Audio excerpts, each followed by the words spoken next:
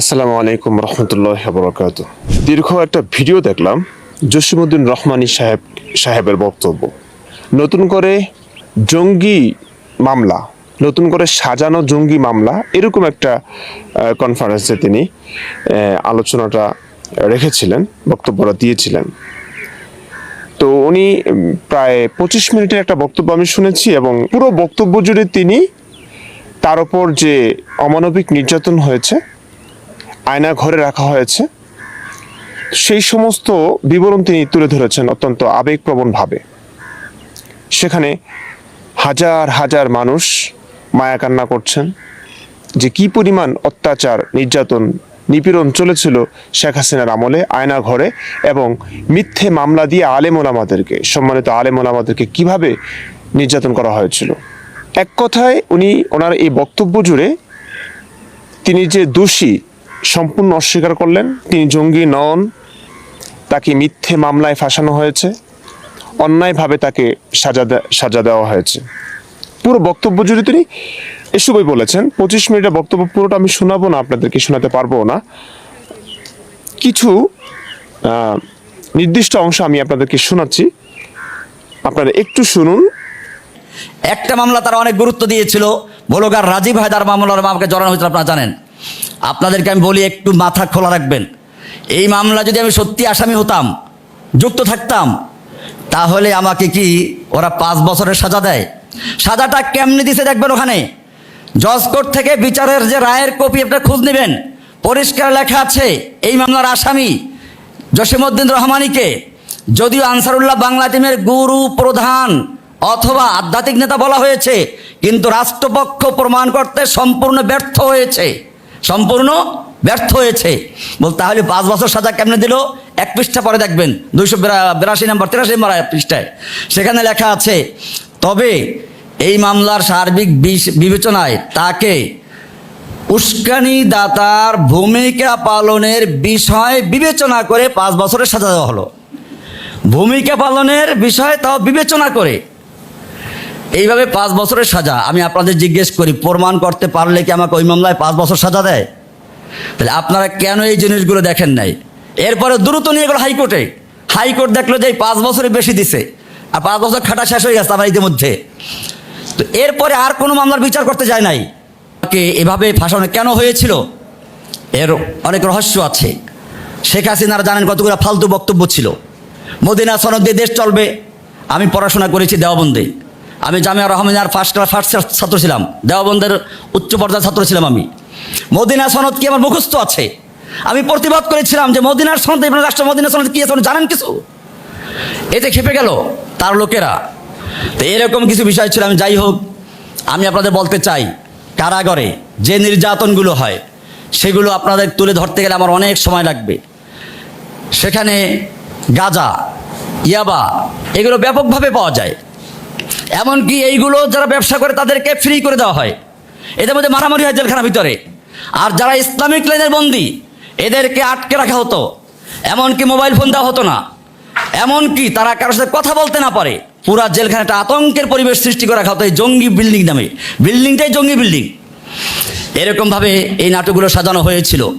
আমি বর্তমান সরকারকে বলবো, হাসিনার সেই নাটক যারা তৈরি করেছিল এখনও তারা প্রশাসনের রন্ধ্রে রন্ধ্রে ঢুকে আছে। এদেরকে যদি না সারানো হয় তাহলে যেই কোনো মুহূর্তে আবার তারা দেশকে অস্থিতিশীল করে তুলবে, সরকারকে বিব্রত করবে। আমরা চাই এই সরকার স্থায়ী থাকুক, এই সরকার দেশের শান্তি ফিরে আনুক। আমরা সহযোগিতা করে যাচ্ছি। বাংলাদেশে যদি সত্যিকার অর্থে হাসিনার কথা মতো সাজানো মতো জঙ্গি থাকতো, তাহলে এই বিশৃঙ্খল সময়ে তো সবচেয়ে বেশি জঙ্গিবাদের নাটক ঘটনা ঘটতো। কই আপনারা দেখেছেন? একটা পটকাও ফুটে নাই। তাহলে বোঝা গেল কেন ফুটছে না, কারণ এই সব নাটক যিনি সাজাতেন তিনি এখন বাংলাদেশে নাই। সেজন্য এই নাটক এখনও যারা সাজাচ্ছে তাদেরকে খুঁজে বের করে গ্রেপ্তারের আইনের আওতায় নিয়ে আসুন, এবং এদেশের তৌহিদি জনতা ঐক্যবদ্ধ থাকুন।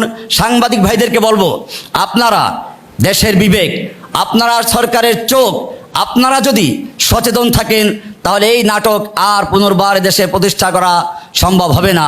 আর যদি আপনারা সচেতন না থাকেন তাহলে হয়তো আবার এই নাটকগুলো শুরু হবে।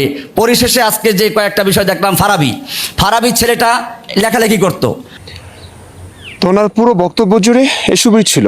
ওনার ওপর নির্যাতন নিপীড়ন হয়েছে এবং মিথ্যে মামলায় ফাঁসানো হয়েছে। উনি আসলে জঙ্গি নন। উনি আরেকটা কথা বলেছেন, রাজীব হায়দার, ব্লগার রাজীব হায়দার হত্যা মামলায় তাকে ফাঁসানো হয়েছে। তো উনি এটা অস্বীকার করলেন, সব কিছু অস্বীকার করলেন। তো এই সাজানো জঙ্গি মামলা, উনি ওনার কথা অনুযায়ী এটা হচ্ছে হাসিনার সাজানো জঙ্গি মামলা, নাটক। এখনো সেই নাটক চলছে। উনি বিচার চাইলেন সাংবাদিকদের কাছে এবং রাষ্ট্রের কাছে। সত্যিকার অর্থে আমি বিশ্বাস করেছিলাম এবং আমারও কান্না এসেছিল যে হাসিনা এতটা অমানবিক, এতটা নির্দয়ভাবে এই সম্মানিত আলেমদের কিভাবে অত্যাচার নির্যাতন করলেন। আমিও সত্যি কান্না করেছিলাম অন্যান্য মানুষদের মতো। তারপর আমি আরেকটা ভিডিও দেখলাম। আপনারা এই ভিডিওর একটু মনোযোগ দিয়ে শুনুন। এখানে তিনি কি বলছেন, একটা মসজিদে তিনি আলোচনা করছিলেন। আমি থাকলে ওদের ব্লগার বাবাদেরকে বাঁচানো সম্ভব ছিল না। জেল থেকে মুক্তির পর তিনি এই বক্তব্যটি রেখেছিলেন কোন এক মসজিদে। এই জন্য আমাকে আটকে দিল, কিন্তু তারপরও বাঁচে নাই, এরপরও মরছে সব। আমাকে জিজ্ঞেস করতো এরপরের মাসে কোনটা। প্লিজ একটু মনোযোগ দিয়ে শুনবেন। আমাদের গ্রেফতার করলো কি জন্য? আমাকে গ্রেফতার করে 11টা বছর 16 দিন বন্দি করে রাখলো। অমানবিক। কেন? ওদের ভাষায় আমি ক্যান্সার। ওদের ভাষায় উনি ক্যান্সার। এই কারণে ওনাকে 11 বছরে এভাবে অমানবিক নির্যাতন করেছে। শুনুন। আমি থাকলে ওদের ব্লগার বাবাদেরকে বাঁচানো সম্ভব ছিল না। এই জন্য আমাকে আটকে দিল, কিন্তু তারপরও বাঁচে নাই, এরপরও মরছে সব। আমাকে জিজ্ঞেস করতো এরপরের মাসে কোনটা। মাসে একটা প্রশ্ন হয়েছিল না। ওনাকে জেলে জিজ্ঞেস করা হতো এর পরের মাসে কোনটা। আপনারা সকলেই জানেন একটা সময় ব্লগার যারা ইসলামকে নিয়ে যৌক্তিক সমালোচনা করত, ইসলামের নানান বিষয় নিয়ে, আপত্তিকর বিষয় নিয়ে, ভায়োলেন্স নিয়ে তারা কথা বলতো, লিখতো, তো তাদেরকে নির্মমভাবে হত্যা করা হয়েছে। রাজীবকে হত্যা করা হয়েছে, হুমায়ুন আজাদকে হত্যা করা হয়েছে, অভিজিৎ রায়কে হত্যা করা হয়েছে। নির্মমভাবে তাদেরকে হত্যা করা হয়েছিল একটা সময় আওয়ামী লীগ সরকারের আমলে। তো ওনাকে জেলে মানুষ প্রশ্ন করতো যে এর পরের মাসে কোনটা। পশু পাখিদের মতো ব্যবহার করা হচ্ছে। দেখুন, পরের মাসে কোনটা। জিজ্ঞেস করো সবাই, এর পরের মাসে কি পড়বে, এর পরের মাসে কে পড়বে, কোনটা পড়বে, আমি সবর করে জানতে পারবো সময় মতো। উনি জেলে থাকা অবস্থায় ওনাকে কোন মানুষজন জিজ্ঞেস করতো যে এর পরের মাসে কোনটা পড়বে?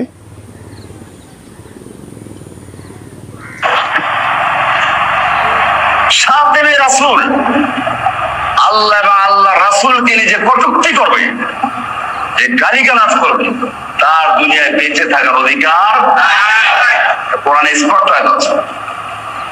সূরা আহজাব 33 নম্বর সূরা 60 এবং 68 নম্বর আয়াত বলা আছে, লাইন লাম ইয়ানতাহিল মুনাফিকুনা ওয়াল্লাযীনা ফী কুলুবিহিম মারাদ ওয়াল মুরজিফুনা ফিল মাদিনা। যাদের অন্তরে নিফাক আছে, মুনাফিকুন, এবং যাদের অন্তরে রোগ আছে। এটা কিসের রোগ? নিফাক তো আগেই বললো। এই রোগটা কোনটা? এই রোগটা আরো মারাত্মক রোগ, ইসলামের বিরুদ্ধে বিদ্বেষ। কোরআনে আরেক আয়াতে বলা আছে, قد بدت البغضاء من أفواههم وما تخفي صدورهم أكبر। ওদের মুখ থেকে বের হয়ে গেছে ওই যে রাজাকার বলে ফেললো। আল্লাহ বলেন বাদাতিল বাগদা মিন আফওয়াহিহিম, তাদের অন্তরে যা আছে তা আরো মারাত্মক। ইসলামকে নির্মূল করার চক্রান্ত ছিল। এটা হলো ওয়াল্লাযীনা ফী কুলুবিহিম মারাদ ওয়াল মুরজিফুনা ফিল মাদিনা, এবং মদিনায় যারা গুজব রটায়, এর যা রাজাফ, আল্লাহর নবীর স্ত্রীদেরকে নিয়ে, মেয়েদেরকে নিয়ে কটূক্তি করে, গুজব করে, গল্প কাহিনী তৈরি করে। আল্লাহ বলছেন লাইন লাম ইয়ানতাহি, যদি এই লোকগুলো বিরত না থাকে তাহলে কি হবে? লানুগরিয়ান্নাকা বিহিম, হে নবী আপনাকে আমি তাদের বিরুদ্ধে ইগরা করে দিব, খেপিয়ে দিব। কে বলছে? কে খেপাই দিবে? উত্তেজিত করে দিবে কে? তাহলে আমরা যদি এই প্রচার করি তাহলে আমরা কি উত্তেজিত করলাম না? আল্লাহ করেছেন। লানুগরিয়ান্নাকা বিহিম, হে নবী আপনাকে আমি তাদের বিরুদ্ধে ইগরা করে দিব, খেপিয়ে দিব, উত্তেজিত করে দিব। সুম্মা লা ইউজাবিরুনাকা ফিহা ইল্লা কালিলা, এরপরে তারা মদিনায় আর বসবাস করতে পারবে না, অল্প কয়েকদিন থাকতে পারবে, তাও মালউনিন, অভিশপ্ত হয়ে। এরপরে বলছেন আইনামা ফুকিফু, ওদেরকে যেখানে পাওয়া যাবে, যেখানে ফুকিফু মাজহুল না মারুফ? মাজহুল। আইনামা ফুকিফু, ওদেরকে যেখানে পাওয়া যাবে, উখিযু, তাদের পাকড়াও করা হবে। কি করা হবে? এরপরে কি করা হবে? ওয়াকুতিলু তাকদীরা, বাবে তাফঈল থেকে আসছে। কুতিলু তোমরা ইলমুস শিখায় পড়েছো, কাত্তাতু ফাতাকাত্তা, আমি কেটেছি, কেটে টুকরো টুকরো হয়ে গেছে, তার মানে সাধারণ কাটা না। এখানে কুতিলু তাকতিলা মাসদার আছে মফউল মুতলাকের জন্য, তাকিদের জন্য। তার মানে হচ্ছে ওদেরকে একেবারে নির্মম ভাবে, নির্দয় ভাবে কেটে টুকরো টুকরো করে ফেলো। কোনো দয়া মায়ার কোনো সংসার করা যাবে না। ওয়ালা তাখুদ মিম্মা রাহাতুন ফি দিনিল্লাহ, কোনো দয়া মায়া করা যাবে না। এখনো যারা এই শাতিনে রাসূলদের এবং তাদের প্রশ্রয়দাতা আওয়ামী লীগকে যারা ভালোবাসে, যারা আশ্রয় দেয়, মনে রাখতে হবে তাদের অন্তর্মধ্যে নিফাক আছে, মুনাফিকি আছে। হোক সে আত্মীয়। আল্লাহ বলেছেন যে কোনো রাফা রাখা যাবে না, কোন মায়া দয়া অন্তরে রাখা যাবে না। অকুতিলু তাকতিলা, এরপরে বলেছেন সুন্নাতুল্লাহ, এটা হচ্ছে আল্লাহর রীতি। এটা কি? কাদের ব্যাপারে? সুন্নাতুল্লাহ। কত স্পষ্ট ভাবে, কত নিখুঁত ভাবে তিনি প্রচার করছেন। তিনি বলছেন যে শাতেমে রসুলকে কিভাবে হত্যা করতে হবে, নির্দয়ভাবে, দয়ামায়া রাখা যাবে না। এবং তাদের সাপোর্টার, সমর্থক যারা আছেন আওয়ামী লীগ, তাদের ক্ষেত্রে একই ব্যাপার। কোরআনের আয়াত দিয়ে তাফসির করছেন উনি, বুঝিয়ে দিচ্ছেন মানুষকে যে এদেরকে এভাবে হত্যা করতে হবে, কোনো দয়ামায়া রাখা যাবে না। এই মানুষটাই আগের বক্তব্যে বলেছেন, এখন সংবাদ সম্মেলনে তিনি বলছেন যে তাকে নির্মমভাবে ফাঁসানো হয়েছে, জঙ্গি মামলাটা ছিল একটা সাজানো নাটক, এছাড়া আর কিছু না।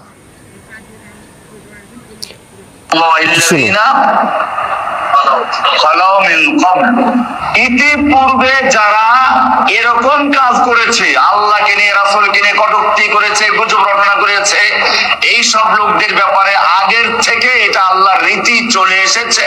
ওয়ালান তাজিদা লিসুন্নাতিল্লাহি তাবদীলা, তুমি আল্লাহর সুন্নাহ, আল্লাহর রীতিতে কোনো পরিবর্তন পাবে না। কোরআনে বহু পরিবর্তন পাই, সেই তাত্ত্বিক আলোচনা যাচ্ছে না। ওকে, শুনুন। এটা কি আমার কথা? আল্লাহর কথা। এরা কি মানসিক রোগী? আল্লাহর কথা কে বললো? আল্লাহ বলেছে। এই কথাটা আমরা নবীর মুখ থেকে শুনেছি, নবী বলেছে।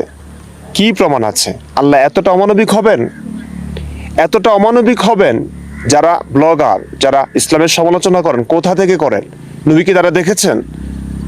নবীকে তারা দেখেছেন যে নবী কি করেছে তারা জানবে? তারা যা সমালোচনা করে কোরআন হাদিস থেকে দেখে সমালোচনা করে। এগুলো আমাদের মানবিক দৃষ্টিকোণ থেকে যৌক্তিকভাবে আমরা মানতে পারি না, তাই আমরা সমালোচনা করি। আমার এই বক্তব্যের কারণে আমি বললাম যে এখানে ফেলে মাজহুল, এখানে কি? তোমরা ভবিষ্যৎ আলেম, তোমাদের মনে রাখতে হবে এখানে আইনামা সুকিফু উখিযু ওয়া কুতিলু সবগুলো মারুফ না মাজহুল? কোরআনের উসলুব দেখো। অন্যান্য হুদুদের ব্যাপারে বলা হয়েছে ফাজলিদু আয-যানিয়াতু ওয়াজ-যানি ফাজলিদু, মারুফ না মাজহুল? মারুফ। ওয়াস-সারিকু ওয়াস-সারিকাতু ফাকতাউ আইদিয়াহুমা, মারুফ না মাজহুল? তার মানে চোরের হাত কাটা, জেনার বিচারে বিচার করা এগুলো তোমার ব্যক্তিগত কাজ নয়, এগুলো হচ্ছে রাষ্ট্রীয়ভাবে ইসলাম কায়েম হওয়ার পরে কাজী নিযুক্ত হবে, কাজীর বিচারের মাধ্যমে রায় কার্যকর হবে। ফাজলিদু ফাকতাউ সব মারুফ। আর এখানে এসে বললো আইনামা সুকিফু উখিযু, মারুফা মাজহুল। মাজহুল কাকে বলে? মা লাম ইউসাম্মা ফাইলুহু, এই মা লাম ইউজকার ফাইলুহু, যার ফাইল উল্লেখ থাকে না, তার মানে ওদেরকে যেখানে পাওয়া যাবে যেভাবে তাকে ওখানে মেরে দিতে হবে। ব্যাপারটা ক্লিয়ার? আইনামা সুকিফু ওয়াকুতিলু, এখানে কোনো উসুল নাই, কাজীর দরকার নাই, কাজীর দরকার নাই, প্রশাসনের দরকার নাই, যেখানেই পাওয়া যাবে শাতিমে রসুলকে, যারা ইসলাম নিয়ে যৌক্তিক সমালোচনা করে, তাদেরকে সেখানেই নির্দয়ভাবে মেরে কেটে ফেলে রাখতে হবে। এই হচ্ছে তার ভাষণ, স্পষ্ট বক্তব্য। এগুলিই তিনি প্রতিনিয়ত বলে যাচ্ছিলেন, সেই কারণেই তাকে বন্দী করা হয়েছিল। আরেকটু শুনুন। শাতিমে রাসূল আল্লাহ এবং আল্লাহর রাসূলকে কটূক্তি করবে, আল্লাহর দ্বীনকে ইস্তেহজা করবে, উপহাস করবে। লা তা'তাযিরু ক্বাদ কাফারতুম বা'দা ঈমানিকুম আবিল্লাহি ওয়া আয়াতিহি ওয়া রাসূলিহি তাস্তাহজিউন। তোমরা আল্লাহকে নিয়ে, রাসূলকে নিয়ে, আল্লাহর আয়াতকে নিয়ে উপহাস করছো, তাচ্ছিল্য করছো। লা তা'তাযিরু, এখন ওযর চলবে না, এখানে কোনো কি চলবে না, অন্য জায়গায় ওযর চলে, তাবিল চলে, এখানে আল্লাহ পরিষ্কার বলে দিয়েছেন আবিল্লাহি ওয়া আয়াতিহি ওয়া রাসূলিহি তাস্তাহজিউন, তোমরা আল্লাহকে নিয়ে, রাসূলকে নিয়ে বা আল্লাহর বিধানকে উপহাস করছো। লা তা'তাযিরু, খবরদার কোনো ওযর বায়না করো না, তাল বাহানা করো না, ওযর চলবে না। ক্বাদ কাফারতুম বা'দা ঈমানিকুম, তোমরা ঈমানের পরে তোমরা কুফরি করেছো, কাফের হয়ে গেছো।